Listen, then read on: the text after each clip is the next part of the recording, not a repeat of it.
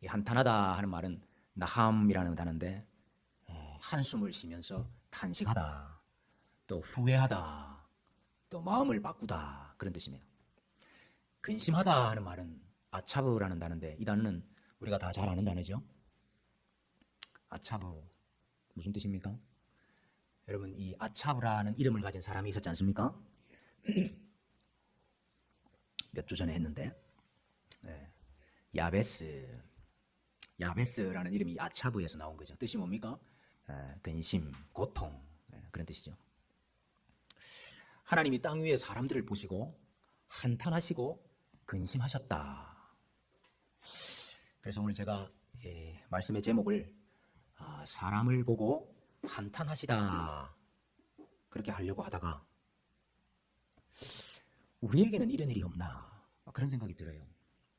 하나님이 이 땅의 사람들을 보시고 한탄하시고 근심하셨다 그랬는데 우리는 사람들을 보면서 한탄하고 근심할 때가 없나 그런 생각이 들어요. 한숨을 쉬고 단식을 하고 후회를 하고 또 근심을 하고 마음의 고통을 당하는 이런 일이 없습니까? 왜 없어요? 많죠. 그래서 제가 제목을 사람을 보고 한탄하다 그랬습니다. 하나님도 그러셨지만은 우리도 그럴 수 있다 그런 뜻입니다. 사람을 보고 한탄하다. 왜 하나님께서 사람을 보시고 한탄하고 근심하셨습니까? 오늘 그 6절 말씀 바로 위에 5절에 나오고 있죠. 여호와께서 사람의 죄악이 세상에 가득함과 그의 마음으로 생각하는 모든 계획이 항상 악할 뿐임을 보시고 그리고 마음에 한탄하시고 근심하셨습니다. 여기 원문에 보면은 사람의 마음과 립보 사람의 마음과 하나님의 마음이 대비가 되고 있습니다. 인간의 마음에 죄악이 가득하고 인간의 마음에 생각하는 것이 악한 것밖에 없기 때문에 하나님의 마음에 한탄과 근심이 생겼다. 이 두 가지를 아주 대비해서 강조를 하고 있습니다. 오늘 간단하게 한 줄로 말씀을 하시지만은 굉장히 강조를 하고 있어요. 그의 마음으로 생각하는 모든 계획이 모든 계획이 항상 콜하용 어느 때나 언제나 항상 악할 뿐임을 보시고 악할 뿐 조금은 악하고 조금은 선한 것이 아니고 악할 뿐임을 보시고 그래서 사실은 한마디로 하나님께서 참 한탄하시고 근심하시는 이유를 이야기를 하셨지만 굉장히 강조를 하고 있는 겁니다. 전인적인 또 전 존재가 절대적으로 부패했다, 타락했다, 죄로 가득 찼다 하는 것을 묘사를 하고 있는 것입니다.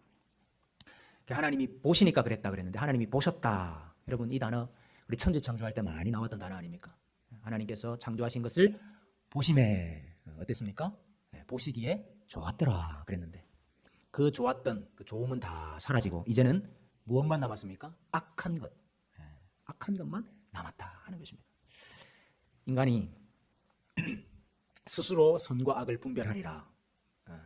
스스로 선과 악의 판단자가 되리라. 재판장이 되리라. 그 야심찬 계획을 가지고 하나님을 반역하고 대적을 했는데 인간들이 스스로 선악의 재판장이 되니까 스스로 선악을 분별하는 자들이 되니까 선이 남는 것이 아니고 악만이 남게 되더라 하는 것을 우리가 봐야 됩니다. 그래서 선을 악이라고 하고 악을 선이라고 하고 선을 악으로 갚는 일들이 이 세상에 가득하게 되었다 하는 말입니다. 여러분 하나님 없는 세상이 어떤 세상인가 하는 것을 우리가 바로 직시해야 됩니다. 하나님이 없는 세상이 어떤 세상인가. 물론 하나님이 계시지 않았던 때는 한순간도 없지요. 하나님은 항상 계셨지만 인간들이 하나님을 거역하고 하나님을 버리고 하나님을 떠나고 하나님을 인정하지 않으므로 하나님 없이 이 세상을 살아갈 때에 이 세상의 모습이 어떻게 되는지를 우리가 똑바로 직시를 해야 됩니다. 그냥 막연하게 그래도 좋은 세상이 되지 않겠느냐. 그래도 막연하게 그래도 사람이라면은 사람 구실을 하겠지. 사람이라면은 사람 노릇은 하겠지. 그 낙천적인 생각을 가지신 분들이 많더라고요. 근데 여러분 물론 낙천적인 거 좋은 것이지만은 그 낙천성, 그 낙천적이라는 말은 결국은 소망 아닙니까? 그 낙천성과 그 소망은 하나님의 은혜에 있는 것이지요. 하나님께 있는 것이지 이 세상에 대해서, 이 세상 자체에 대해서 우리가 낙천적일 수가 없습니다. 여러분, 만약에 우리가 이 세상 자체에 대해서 낙천적이라고 한다면은 그래도 좋은 세상이 되지 않겠느냐? 그래도 뭐 살만한 세상이 다 될 것이고, 그래도 사람이 사람으로서 기분은 하면서 살지 않겠느냐? 우리가 세상 자체에 대해서 만약에 낙천적인 생각을 갖고 있다면 그것이 곧 세속화요. 그것이 곧 세상과의 동화요, 타락입니다. 여러분, 우리가 세상 자체에 대해서 낙천성을 가질 수가 없어요. 소망을 가질 수가 없어요. 근데 오늘 본문이 이 세상에 대해서, 이 사람들에 대해서 왜 이 세상이 그렇게 되었는가, 왜 사람들에게 악만이 가득하게 되었느냐 하는 그 원인에 대해서 한 가지 더 부연 설명을 하고 있습니다. 그것이 2절이에요. 하나님의 아들들이 사람의 딸들의 아름다움을 보고 자기들이 좋아하는 모든 여자를 아내로 삼는지라. 이 말씀은 참 이제 해석하기가 어렵다, 그렇게 많이 말을 합니다. 어려운 이유가 여기 갑자기 하나님의 아들들이라 하는 말이 나왔기 때문입니다. 그래서 이 하나님의 아들들이 베네 엘로힘, 하나님의 아들들이 누구냐, 또 사람의 딸들은 누구냐, 여기에 따라서 많은 견해가 있습니다. 그런데 우리 그 견해를 크게 세 가지로 요약해서 말할 수가 있어요. 하나는 이 하나님의 아들들을 천사로 보는 것입니다. 천사인데 타락한 천사로 보는 것이죠. 그래서 이 타락한 천사들이 인간 세상에 내려와서 이 사람의 딸들과 결혼을 해가지고 악한 사람들을 낳았다 하는 이러한 견해입니다. 그 오래된 유대 문헌들 가운데서 이러한 주장들을 하는 문헌들이 있습니다. 외경이라고 우리 말하는 에녹서에도 보면 이런 이야기를 하고 있고요. 뭐 필로나 요세푸스나 이런 사람들이 이런 주장을 하죠. 근데 가장 중요한 근거는 이 베네 엘로힘이 천사를 가리킨다 하는 이제 본문이 있다는 거죠. 그게 이제 욥기 1장에 보면 나오죠. 천상에서 회의가 열렸는데 하나님의 아들들이 그 회의에 섰다, 들어왔다 그랬거든요. 근데 이제 그 천상의 회의인데 하나님의 아들들이 천사를 가리키는 거 아니냐. 물론 이제 욥기에서는 그 하나님의 아들들이라는 말이 천사를 가리키는 말이 맞습니다. 근데 여러분, 욥기에서 하나님의 아들들이 천사를 가리켰다고 해서 모든 성경에서 하나님의 아들들이라는 말만 나오면 그건 다 천사다, 이렇게 말하면 안 되는 거예요. 단어의 의미는 문맥이 결정을 합니다. 그렇기 때문에 단어가 같다고 똑같은 단어라고 해서 모든 문맥에서 다 그 뜻이다, 이렇게 말하면 그게 이제 극단적인 문자주의의 오류에 빠지는 겁니다. 이단들이 잘하는 거예요. 여기서 요 단어를 요걸 의미하니까 요걸 이제 다른 문맥에서도 똑같이 요 뜻이다, 이렇게 이야기하는 거죠. 굉장히 우리가 조심해야 되는 부분이죠. 그래서 욥기에서는 하나님의 아들들 천사를 말할 수 있지만 이 창세기의 오늘 이 본문에서도 과연 이 말씀이 천사를 이야기하는 것이냐 하는 걸 우리가 의문을 가져봐야 되는 것입니다. 근데 여러분, 우리가 여기서 이 타락한 천사들이 이 땅에 내려와서 사람의 딸들과 결혼을 해서 악한 자들을 낳았다, 이렇게 우리가 보기에는 굉장히 좀 무리가 많죠. 그럼 타락한 천사와 또 인간이 결합한다, 특별히 이게 성적으로 결합한다 하는 내용을 성경에서 말한 적이 있습니까? 성경에서 그런 이야기 한 적이 한 번도 없다고 말해요.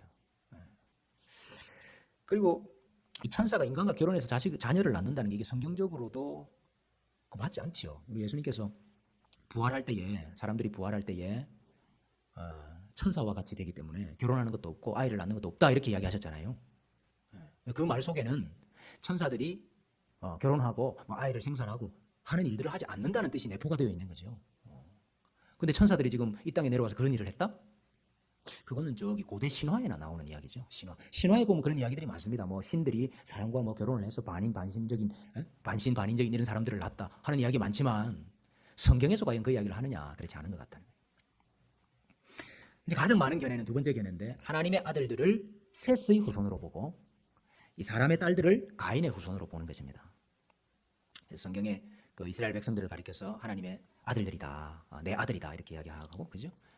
한 적이 많이 있지 않느냐. 또 창세기의 문맥에서 볼 때 이게 가장 적합하다, 이렇게 말하는 것입니다. 이게 이제 가장 많은 견해고, 또 우리 개혁자들도 대부분 이러한 견해를 따랐죠. 세 번째 견해는 하나님의 아들들을 우리가 생각하는 하나님이 아니고 이게 이제 신들의 아들들이다, 이렇게 보는 것입니다. 원래 엘로힘을 하나님이라고 볼 수도 있지만 그냥 신들이라 이렇게 해석할 수도 있거든요. 그러니까 하나님의 아들들을 신들의 아들이라 이렇게 보는 거죠. 근데 고대 근동 사회에서 신들의 아들이라고 불렸던 사람들이 있다, 이거죠. 그게 어떤 사람들이냐면 아주 큰 힘을 가지고 아주 그 통치권을 가지고 다스렸던 왕들, 통치자들을 가리켜서 신들의 아들이라 이렇게 말했다는 거예요. 그래서 이 엘로힘의 아들들, 신들의 아들들은 그 당시에 지배자들, 통치자들, 왕들을 가리키는 것이고, 사람의 딸들은 이 피지배자들의 딸들을 가리키는 것이다. 그래서 지배자들이 이 피지배자들을 마음껏 그냥 자기 마음대로 빼앗아서 딸들도 빼앗아서 아내로 삼았다. 이렇게 주장하는 내용도 있습니다. 근데 요 세 번째 견해를 조금 더 수정한 견해도 있어요. 요 세 번째 견해를 조금 더 수정한 견해가 뭐냐 하면 이 엘로힘의 아들들, 엘로힘을 하나님으로 보지 않고 이제 신들로 보는 건 동일합니다. 동일한데, 근데 이 신들, 원래 여러분 그 엘로힘이라는 거는 엘로힘이라는 단어 자체가 복수입니다. 단어 자체가 복수형이에요. 근데 이게 이제 하나님을 향해서 사용될 때는 우리가 이걸 하나님이 뭐 두 분, 세 분 있는 거 아니지 않습니까? 그래서 장엄복수라 그래요. 하나님에 대해서는 복수라고 사용이 됐지만은 이거는 특별히 하나님에 대해서 사용하는 장엄복수다 이렇게 돼요. 그러나 이 엘로힘을 그냥 일반적인 복수로 볼 수도 있는 거예요. 그러면 신들이 되는 거죠. 그러면 신들이 누구를 가리키는 겁니까?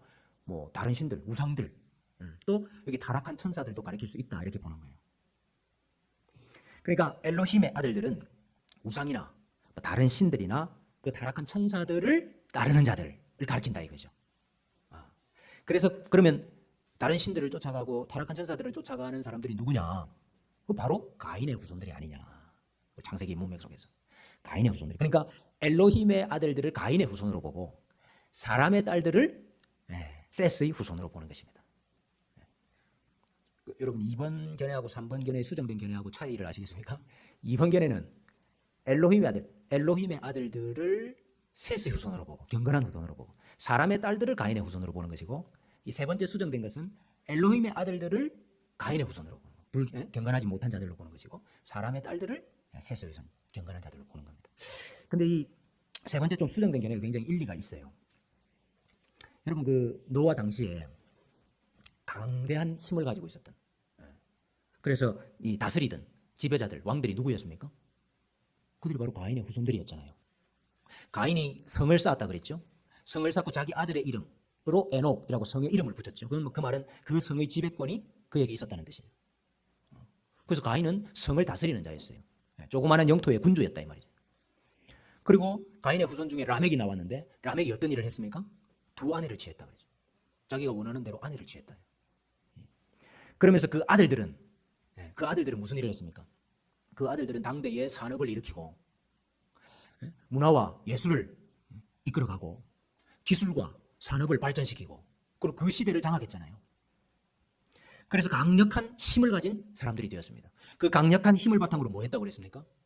폭력을 일삼고 복수를 일삼으면서 살아갔다. 그게 가인의 후손이라 그랬잖아요. 만약에 여러분 이 엘로힘의 아들들이 지배자들이고 또 타락한 천사들을 따르는 자들이고 악한 자들이고 가인의 후손인들이라 그들이 이 셋의 후손에게서 나는 딸들을 자기 마음대로 취했다. 이 견해가 맞다고 한다면은 가인의 후손들이 어떻게 마음대로 그 셋의 후손들의 딸들을 취할 수가 있었겠습니까? 힘이 있기 때문이죠. 강력한 힘을 바탕으로 마음껏 폭력을 행사할 수 있기 때문에 자기가 원하는 대로 그 셋의 후손들의 딸들을 다 취할 수 있었다. 우리 그렇게 볼 수 있겠죠. 그래서 가인의 후손들로 인해서 결국 온 세상에 강포와 포악함이 가득하게 되었고, 그 당시에 강포와 포악함이 가득했다는 말씀을 11절에도 하고 있지 않습니까?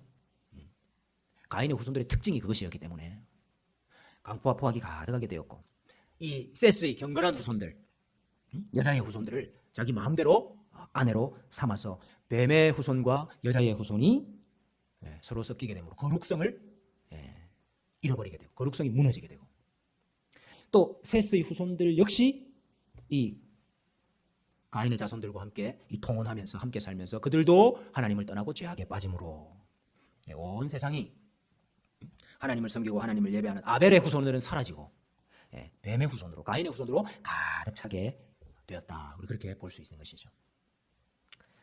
근데 그렇게 낳은 자손들이 그 시대의 용사였고 고대의 명성을 얻는 사람들이 되었다라고 기록하고 있습니다. 여러분 이것도 이해가 되죠? 여러분 그 당시의 용사들이 가인의 후손들이었어요. 명성이 있는 사람들이 가인의 후손들. 그러니까 그들이 낳은 자손들도 역시 용사였고 그 시대를 장악하는 그 시대에 명성이 있는 높은 자들이었다 그 말이죠.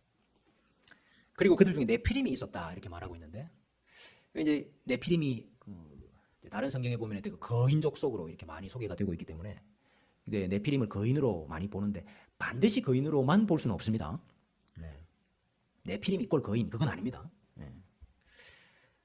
네피림에는 근데 이제 확실한 것은 그들이 분명히 용사였고 명성이 있는 자였다. 그건 확실한 거죠. 근데 이 네피림이라는 단어가 나팔에서 나온 것입니다. 나팔은 떨어지다는 뜻인데, 그 성경에 여러분 이 창세기에서 이 단어 나팔 떨어지다는 단어가 이전에 한 번이 나왔던 적이 있죠. 오늘 본문 이전에. 이게 어디냐면 가인이 아벨을 쳐 죽이고 난 다음에 하나님께서 가인에게 오셔서 네가 선을 행하면 어찌 낯을 들지 못하느냐 책망하셨을 때 그때 이 단어가 사용이 됩니다. 네가 선을 행했다면 어떻게 고개를 푹 숙이고 있느냐, 고개를 떨구고 얼굴을 떨구고 있느냐, 그때 사용된 단어예요.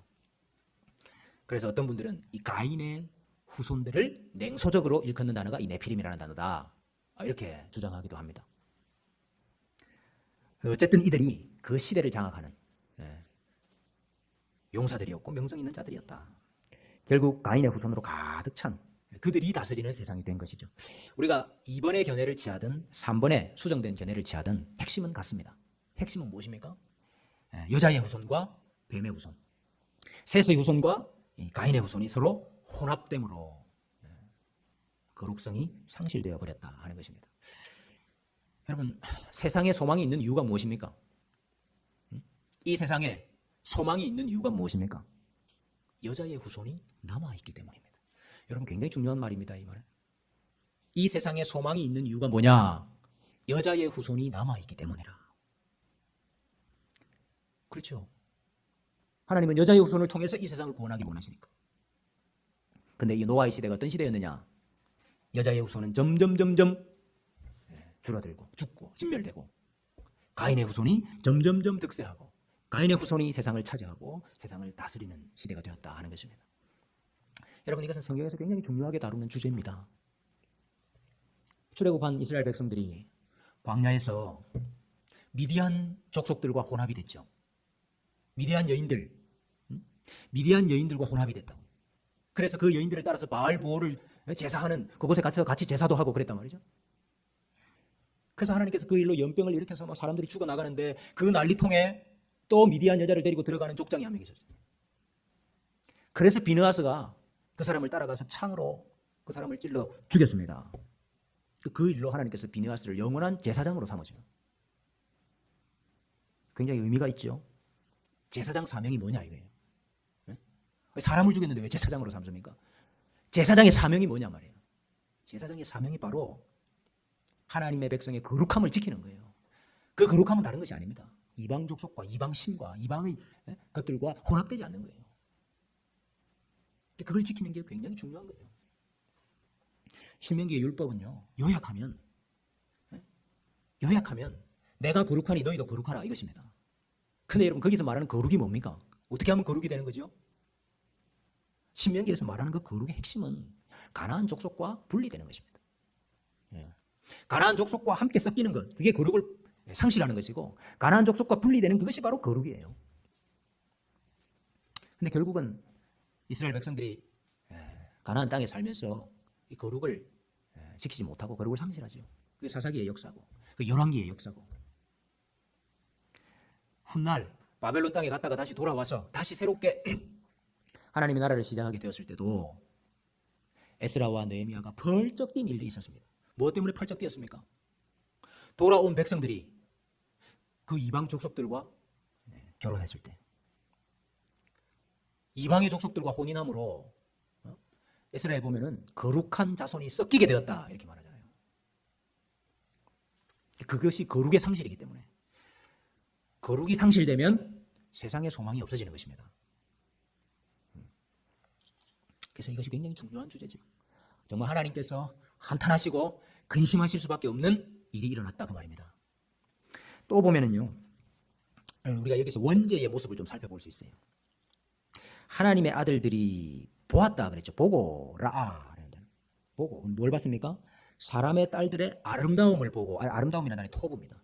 토부, 좋다는 뜻인데, 사람의 딸들의 아름다움을 보고 모든 여자를 아내로 삼았죠. 이 삼는다는 단어가 라카, 취하다는 말입니다. 근데 요 단어가 똑같이 여러분,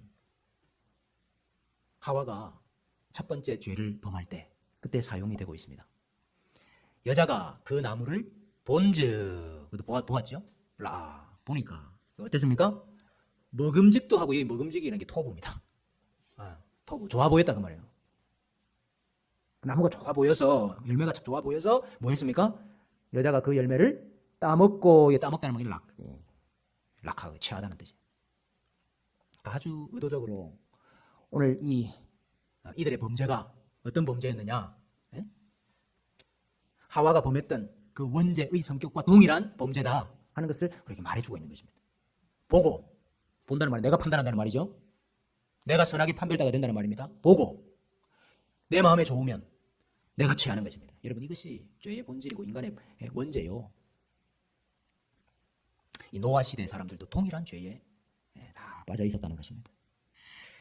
그래서 하나님께서 마음에 한탄하시고 근심하셨습니다. 한탄하시고 근심하신 하나님께서 하신 일이 무엇이냐? 무슨 일을 하셨습니까? 오늘 3절 말씀해 보니까 나의 영이 영원히 사람과 함께하지 아니하리니 이는 그들이 육신이 됨이라. 그러나 그들의 날은 120년이 되리라 그랬습니다. 여러분 하나님의 영이 있어야 하나님의 사람이죠. 유다서 1장 19절에 보면은 이 노아가 그 당대 사람들에게 심판을 선포하는 장면이 나오는데 그때 그 시대 사람들을 이렇게 소개하고 있어요. 이 사람들은 육에 속한 자며 성령은 없는 자라 그랬습니다. 하나님의 영이 있어야 하나님의 사람인데 노아 시대 사람들은 육에 속한 자며 성령은 없는 자라 그랬다. 로마서 8장 9절에도 그 말씀 하시죠. 만일 너희 속에 하나님의 영이 거하시면 너희가 육신에 있지 아니하고 영에 있나니 누구든지 그리스도의 영이 없으면 그리스도의 사람이 아니니라. 우리가 그리스도의 영이 있기 때문에 성신께서 우리 마음에 계시기 때문에 우리가 그리스도의 사람이다. 그리스도인이 되는 거죠. 하나님의 영이 없으면 우리가 육에 속한 자일 뿐이죠. 하나님의 영으로 우리가 생명이 되고 하나님의 영으로 하나님과 교제하는 하나님의 형상이 되는데 하나님의 영이 영원히 그들과 함께 있지 않겠다 이야기하시니까 하나님의 영이 없는 자 된 것이 가장 큰 심판이요. 이것이 바로 죽음 아닙니까? 이는 그들이 육신이 됨이라. 이 육신이라는 단어가 바사르라는 단어인데 이게 이제 뼈와 함께 많이 쓰입니다. 혈과 육, 혈과 육 이런 식으로. 그래서 사람의 몸을 가리키는 단어입니다. 바사르, 육신, 몸. 이 바사르를 동물에게도 사용을 합니다. 동물에게도 몸이 있으니까, 육이 있으니까. 그러니까 여러분 이 말씀이 무슨 말입니까? 하나님의 영이 떠난 인간은 육일 뿐이다 그 말이에요. 하나님의 영이 떠난 인간은 살덩이에 불과할 뿐이다. 참 이게 사실 우리가 심각하게 한탄하고 근심해야 될 내용 중에 하나입니다. 이것이 사람이 아무리 고상한 인격을 이야기하고 사람이 아무리 선한 마음을 이야기하고 착한 일을 이야기하고 나름대로 인생의 의미와 인생의 가치를 추구한다고 이야기할지라도 하나님의 영이 없는 자는 육에 불과하다. 하나님의 영이 없는 자는 육신에 불과하다. 살덩이에 불과하다. 참 사실 우리가 심각하게 한탄하고 근심해야 될 내용 중에 하나입니다. 하나님께서 심판을 하시는데요. 그들의 날은 120년이 되리라 그랬습니다. 여러분 여기 120년은 심판의 유예기간입니다. 어떤 분은 이 120년을 인간의 수명이 120년이 된다 이렇게 이해하기도 하는데 물론 이제 홍수 전의 사람들보다 홍수 이후의 사람들의 수명이 훨씬 더 줄어드는 건 사실이죠. 그러나 120년으로 제한이 됐습니까? 노아의 아들 중에 셈은 600세까지 살았거든요.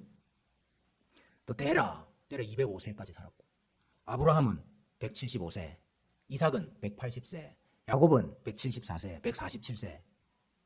그러니까 사실 다 120년 더 살았죠. 이것은 인간의 수명을 말하는 것이 아니고 하나님이 심판을 이야기하시고 계시는 거 아닙니까? 이 홍수 심판까지의 기간이 120년이 된다 하는 말씀을 하시고 계시는 거죠. 하나님께서 120년 동안 그 타락한 죄로 가득한 그 사람들에게 회개의 기회를 주시고 노아가 방주를 만들므로 그 심판을 증언하게 하시는 그 일을 120년 동안 하시는 거죠. 오늘 하나님께서 사람들을 보시고 한탄하시고 근심하셨다 하는 이 말씀을 우리가 보면서 우리 시대와 또 이 세상을 우리가 생각해 보지 않을 수가 없습니다. 누가 그러더라고요. 이 노아의 시대는 미인과 용사의 시대였다 그러더라고요. 미인과 용사의 시대였다. 참 맞는 말인 것 같아요. 여자들의 아름다움을 보고 자기가 마음에 원하는 대로 다 아내를 취했던 시대, 미인의 시대고, 힘 있는 자들, 용사들, 고대의 명성을 가진 자들이 자기 하고 싶은 대로 했던 시대니까 그 용사의 시대고. 그러니까 이 시대를 설명하는 핵심 키워드가 미녀와 용사다. 미인과 용사다.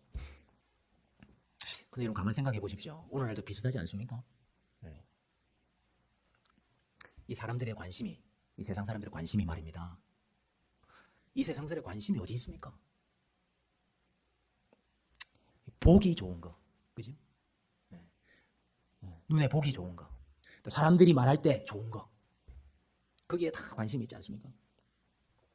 우리가 물론 건강을 위해서 적절하게 그렇게 하는 거 좋지만은 그게 아니라 우리 눈에 보기 좋은 것을 위해서 체형, 미용, 성형. 그럼 여러분 이 시대가 세교에 빠져 있는 시대죠. 유교에 빠져 있는 시대 아닙니까? 한 아내로 만족하지 못하는 시대요. 한 남편으로 만족하지 못하는 시대요. 또 여러분 힘 있는 것, 여기에 다 사람들의 관심이 있죠. 힘 있는 것. 그럼 뭐가 힘입니까? 돈이 힘이고, 내 재물이 힘이고, 재산이 힘이고, 아니면 가문이 힘이고, 인맥이 힘이고, 학벌이 힘이고. 왜 사람들이 그걸 원합니까? 그 힘이기 때문에. 그 힘을 가지고 뭘 할 수 있습니까? 내 마음대로 할 수 있으니까. 내가 원하는 거 할 수 있으니까. 그게 이 세상 사람들의 가장 큰 목표요 가치 아닌가요? 옛날에 저 학교 교실에 말입니다. 학생들 공부하는 교실에 앞에 그런 문구 있었잖아요. 대학 가서 미팅할래, 공장 가서 미싱할래. 그래 애들이 공부를 하는 이유도 뭐냐? 왜 열심히 공부를 하려고 그럽니까? 왜 좋은 대학을 가려고 그럽니까? 그래야 힘이 생겨. 힘이 생겨야 미녀와 미팅을 하는 거라. 그래 힘을 가지면 미인을 차지할 수 있으니까. 이거 딱 노아 시대 아닙니까? 우리 예수님께서도 마지막 때를 말씀을 하시면서 예언약 시대의 종말을 말씀하시면서 노아의 때와 같다 그랬죠. 홍수 전에 노아가 방주에 들어가던 날까지 사람들이 먹고 마시고 장가들고 시집가고 있으면서 홍수가 나서 그들을 다 멸하기까지 깨닫지 못하였으니 인자의 임함도 그러하리라. 우리 예수님께서 노아의 시대 사람들을 한마디로 정의하셨어요. 우리 예수님께서 노아 시대를 한마디로 정의하셨다고요. 뭐라고 정의하셨습니까? 먹고 마시고 장가가고 시집가고. 여러분 먹고 마시는 게 잘못된 일입니까? 장가가고 시집가는 게 잘못된 일입니까? 아니죠. 오늘 예수님께서 이 말씀은 무슨 뜻입니까? 그들의 관심이 온통 이 세상의 것이었다 그 말이죠. 그들의 관심이 온통 육의 것이었다 그 말이죠. 먹고 마시고 장가가고 시집가고 온통 관심이 육의 것밖에 없었다 그 말이에요. 그게 노아의 시대였다 그 말이에요. 아무리 미인이라고 해도, 아무리 용사라고 해도, 아무리 힘이 있는 사람이라고 해도 먹고 마시고 장가가고 시집가고 하는 그 일에만 집중하고 있다면, 그 일에만 관심이 있다고 한다면 살덩이에 불과한 것입니다. 좀 심하게 말해서 살덩이에 불과한 거예요. 고매한 인격을 말하고 무슨 착한 일을 말하고 무슨 선행을 말하고 무슨 내 인생 나름대로의 목표를 말하고 가치를 말하고 의미를 말한다 할지라도 하나님 보시기에는 6일 뿐이에요. 하나님 보시기에는 6일 뿐이라고. 와사르일 뿐이라고. 여러분 우리가 그것을 생각할 때 우리 마음에 한탄과 근심이 생기지 않습니까? 여러분 우리가 육신의 시대에 사는데 온통 관심이 육에만 있는 이 육신의 시대에 사는데 하나님의 영이 있는 자로 사시기를 바랍니다. 하나님의 영이 있는 자로 사셔야 돼요. 성령 받은 자로 사셔야 됩니다. 그리스도의 영이 있는 그리스도인으로 살아야 되겠다 그 말입니다. 여러분 정말 하루하루를 영이 있는 자로 사십시오. 영이 있는 자로.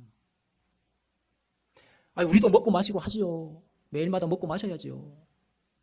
그러나 여러분, 우리의 육만 먹고 마실 것이 아니고 영이 있는 자라고 한다면은 영도 먹고 마셔야 되는 것입니다. 시집가고 장가가고 해야지요, 우리도. 그러나 그 일을 유욕을 위해서 하는 것이 아니고, 이 땅에서의 나의 육신을 위해서 그 일을 하는 것이 아니고 하나님의 영광을 위해서 그 일을 해야지요. 여러분, 우리가 하루하루를 영이 있는 자로, 하나님의 영을 받은 자로 살지 아니하면 우리도 모르는 사이에 우리도 알아채지 못하게 무감각하게 노아 시대의 사람들로 살아갈 수도 있는 겁니다. 노아 시대의 사람들로 살아갈 수 있는 거예요, 우리도. 그럼 우리가 뭐가 됩니까? 하나님의 한탄거리가 되는 거예요. 하나님의 근심거리가 되는 것입니다. 저는 사실 되도록이면 이런 말을 안 하려고 하는데, 왜냐하면 우리 교회 성도들은 다 알아서 잘 하시기 때문에, 잘 알아서 다 잘 하실 것이기 때문에 그런 기초적인, 그런 기본적인 그런 이야기는 저는 되도록이면 안 하고 싶지만, 때가 때이고 상황이 상황인 만큼 제가 말하지 않을 수가 없어요. 여러분, 성도라고 한다면은, 성도, 그리스도의 영이 있는 그리스도인이라고 한다면은 여러분, 기본적인 성도로서의 일들 여러분 하셔야 됩니다.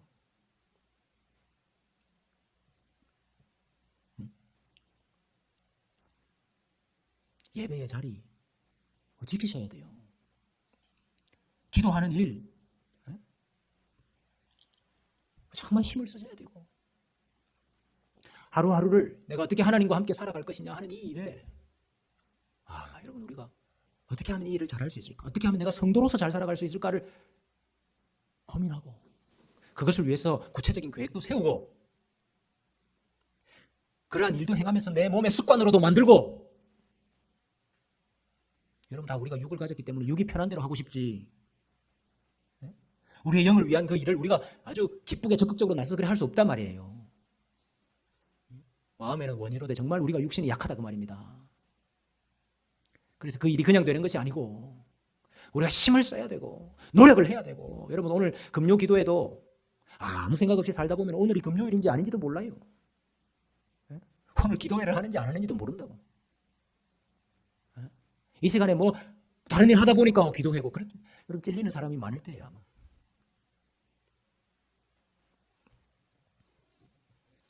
하루하루를 하나님의 영을 가진 자로 살지 않으면, 우리가 그렇게 몸부림치지 않으면 우리도 노아 시대의 사람들처럼 살 수 있다 그 말이에요.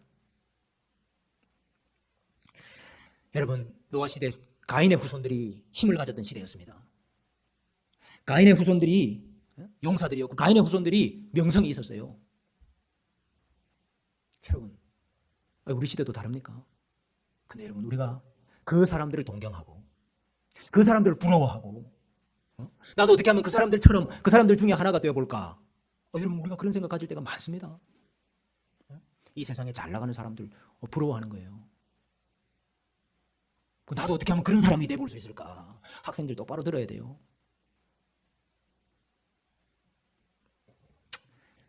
그들이 네피림이라 했는데, 고대의 용사들이었고 고대의 명성이 있는 자들이었다, 네피림이라 그랬는데, 하나님 보실 때는 어떤 사람들이었습니까? 하나님 보실 때는 낯을 들지 못하는, 여호와 앞에 얼굴을 들지 못하는, 그래서 얼굴을 떨어뜨리는 그 네피림이 가인의 후손일 뿐이더라 그 말이에요. 죄 짓고 사는 사람들일 뿐이더라 그 말입니다.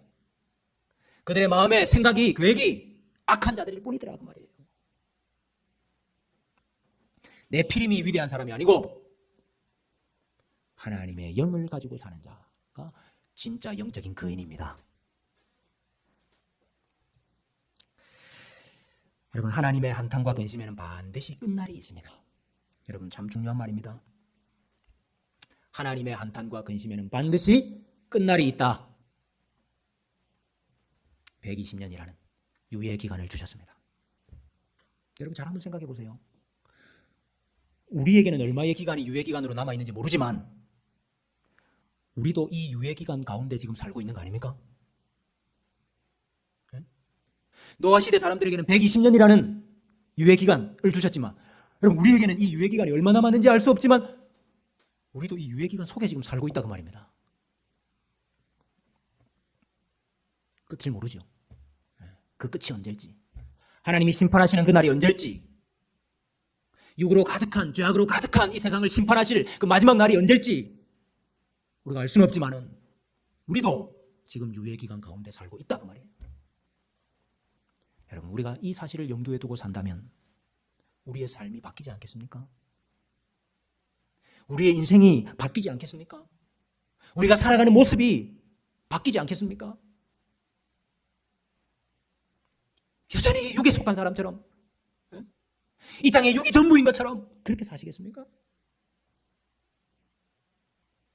그저 육의 일 때문에 웃고 즐거워하고 기뻐하고, 육의 일 때문에 슬퍼하고 낙담하고 눈물 흘리고, 우리가 그렇게 살 수 있겠습니까?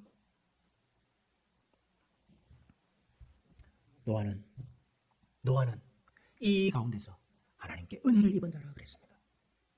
하나님께 은혜를 입은 자라, 하나님의 영이 있었던 자입니다. 그래서 그의 몸과 마음을 온전하게 보존했고, 완전한 자라 온전하게 보존했고, 하나님께 받은 그 은혜로 의롭다함을 받았고, 그 의로움을 그 시대 사람들에게 전파했고, 의의 전파자라. 그리고 에녹같이 하나님과 동행하는 자였다라고 말하고 있습니다. 여러분, 이 한탄과 이 근심이 가득한 세상 속에 사는 여러분, 우리도 때로는 이 세상을 보고 이 시대를 보고 사람들을 보면 한탄하고 근심할 수밖에 없습니다만은, 그러나 우리는 노아처럼 하나님의 은혜를 입은 자로 사시기를 바랍니다. 하나님의 영이 있는 자로 사시기를 바랍니다. 그리스도의 영을 받은 자로 사시기를 바랍니다. 육이 가득한 이 세상 속에 하나님의 의로 덧입고 의로운 자가 되어서 이 하나님의 의를 전파하는 자로 사시기를 바랍니다. 그리고 인내하십시오. 마음에 한탄하고 근심하고 있는 분들이 있습니까? 인내하십시오. 하나님의 한탄과 근심에는 반드시 끝날이 있기 때문입니다.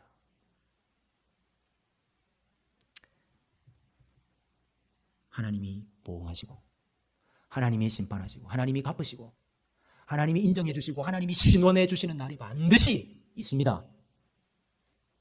잘 인내하시기를 바랍니다. 그리고 내가 바로 이 심판의 유예 기간 가운데 살고 있구나 하는 사실을 깊이 깨달으시고,